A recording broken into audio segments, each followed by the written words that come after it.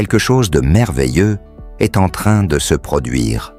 Combien de fois avez-vous été confronté à un problème qui semblait insurmontable et avez-vous silencieusement souhaité pouvoir le transmettre à quelqu'un d'autre pour qu'il trouve une solution?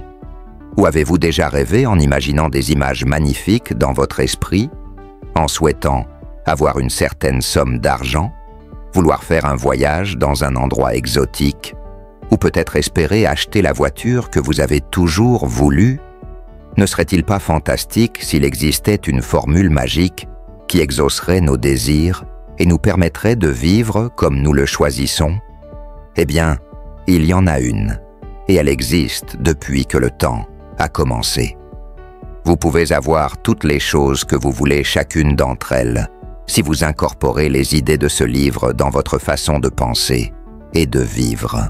Décidez de lire ce chapitre encore et encore, 100 fois si nécessaire, jusqu'à ce que vous compreniez profondément l'idée qui y est exprimée. Si vous ne saisissez pas cette idée, le reste du livre vous sera de peu de valeur. Cependant, une fois que vous comprendrez ce chapitre, ce sera comme si une lumière énorme s'était allumée dans votre esprit, illuminant vraiment votre vie, et vous réaliserez que vous ne serez plus jamais la même personne. Plus aucune personne, chose ou circonstance ne vous intimidera. Vos jours de vœux pieux prendront fin. Le bonheur, la santé et la prospérité vous suivront tous les jours de votre vie. Et vous passerez le reste de vos années à vouloir partager votre nouvelle compréhension avec tous ceux qui sont prêts à écouter et à apprendre. Soyez conscient, cependant, que de nombreuses personnes à qui vous essayerez de partager votre nouvelle prise de conscience ne sont tout simplement pas prêtes à l'accepter.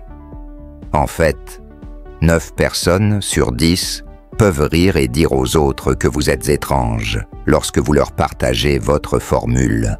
Lâchez prise et laissez Dieu agir.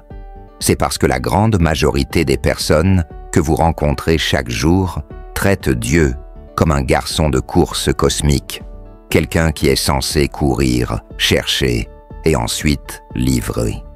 Ces individus croient à tort que simplement parce qu'ils verbalisent certaines pensées comme « Dieu, s'il te plaît, donne-moi ceci » ou « Dieu, donne-moi cela », ils recevront ce qu'ils ont demandé. Malheureusement, ils ne comprennent pas la véritable nature de la prière. Et ce qui est encore plus tragique, ils ne savent même pas qu'ils ne savent pas. Le potentiel est partout, toujours. Comprenez ceci, tout ce que vous voyez dans cet univers, y compris vous-même, n'est rien d'autre que l'expression d'une puissance infinie. Cette puissance coule en permanence en vous et à travers vous. Les scientifiques vous diront que tout est énergie. Je préfère dire que tout est esprit. Pendant des siècles, il y a eu un groupe de personnes qui sont les vrais penseurs. Ces individus ont toujours su qu'il y a une puissance qui imprègne, pénètre et remplit les interstices du cosmos, et que tout ce que vous voyez autour de vous est une expression de cette puissance. Cette puissance fonctionne de manière très précise, généralement appelée loi.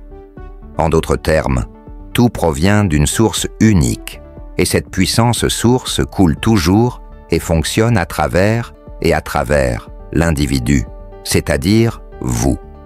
Dit légèrement différemment, l'image que vous formez ne peut venir à vous sur le plan physique de la vie, vos résultats, que d'une seule manière, et cette manière est par la loi et par la foi.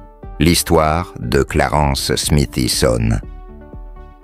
Il y a plusieurs années, alors que je travaillais à Chicago, dans l'Illinois, je suis devenu proche ami avec un homme nommé Clarence Smithson. Puisque Clarence n'est pas une célébrité, vous n'avez probablement jamais entendu parler de lui.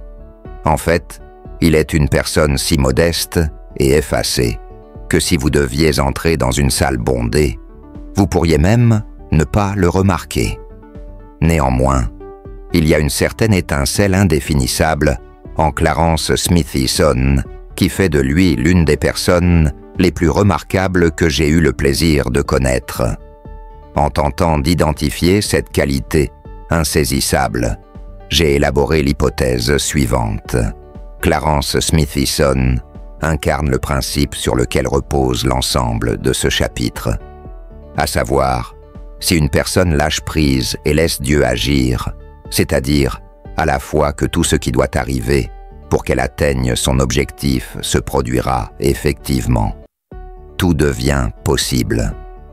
Un jour, j'ai confronté Clarence et lui ai demandé de partager avec moi sa vision de la foi, et plus précisément, pourquoi il semblait personnellement posséder une telle abondance de cette qualité importante.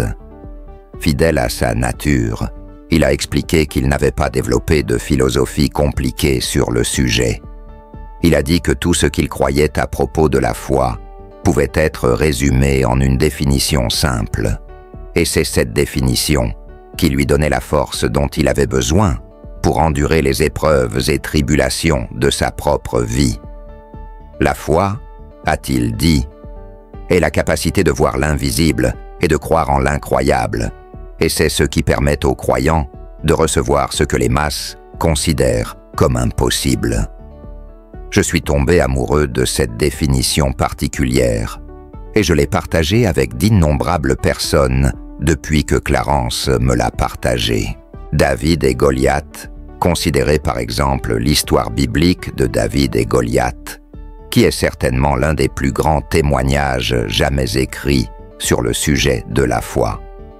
Comme vous vous en souvenez peut-être, Goliath, le géant de Gath, est venu dans le camp israélite en se vantant pompeusement et en défiant les Israélites de choisir un homme pour se battre contre lui.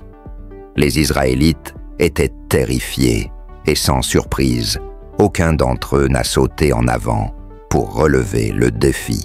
Cependant, quelque temps plus tard, lorsque Goliath est revenu pour réitérer son défi, David, un jeune Israélite, a entendu les vantardises odieuses du géant et s'est avancé pour relever le gant, après de nombreux plaidoyers auprès de ses aînés, pour obtenir l'honneur douteux d'affronter Goliath au combat.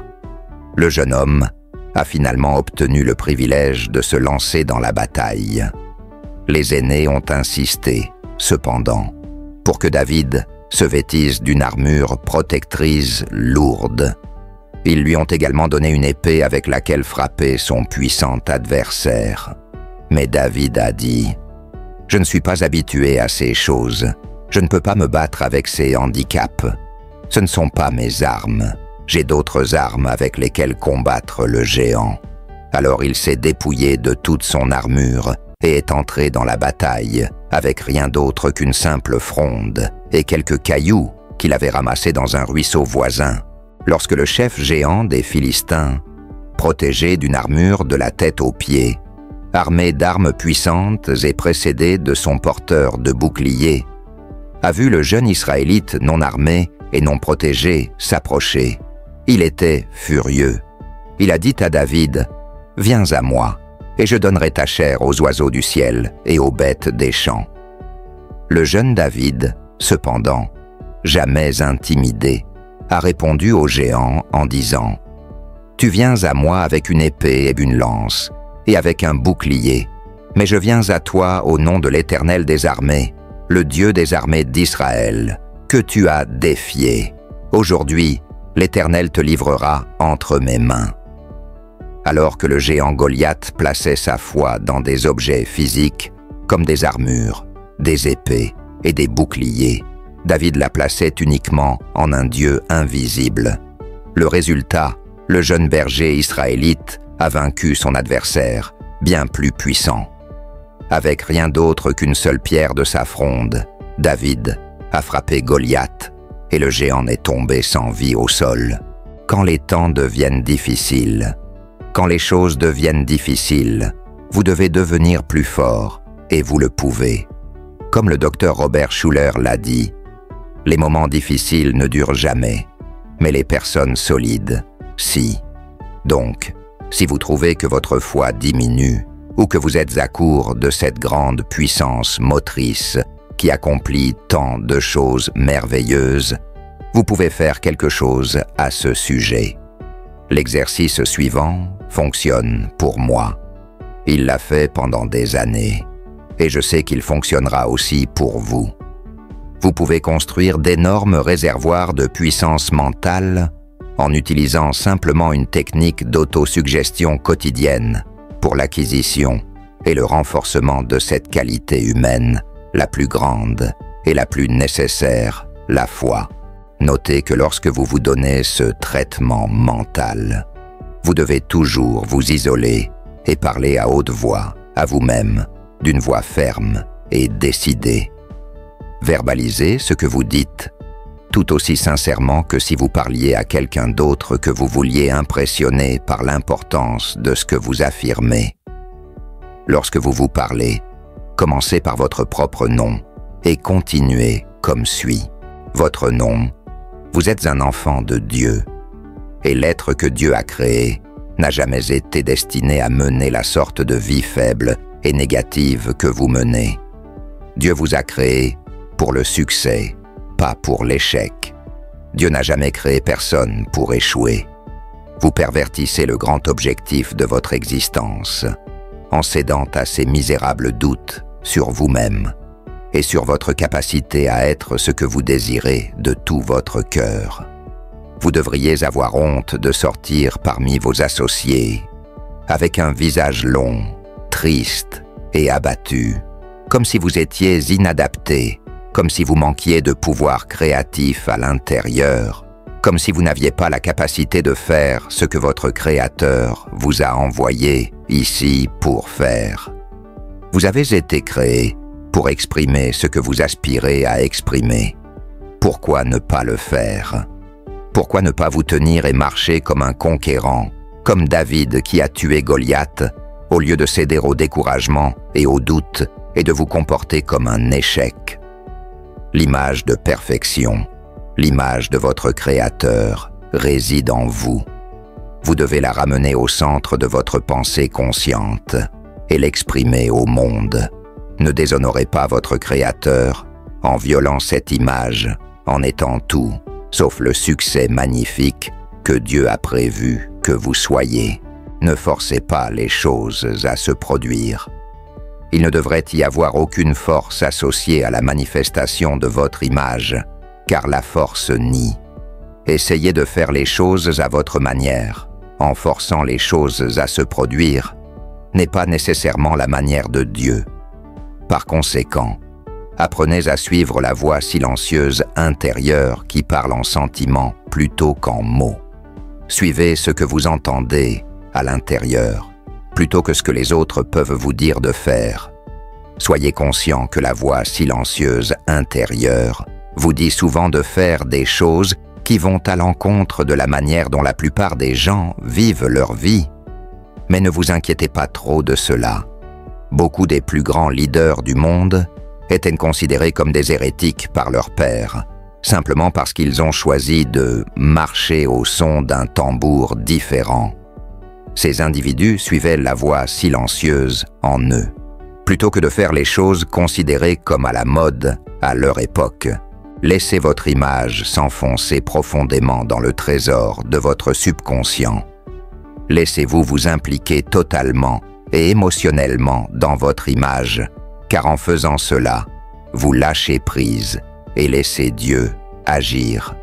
Comprenez de plus que si vous deviez faillir pour une raison quelconque et suivre votre propre chemin, dès que vous reconnaissez votre erreur et réaffirmez votre image, l'esprit reprendra là où il s'était arrêté lorsque vous avez choisi de prendre les commandes. Ensuite, vous serez instantanément de retour dans la bonne vibration et sur le bon chemin, menant au succès dans la vie.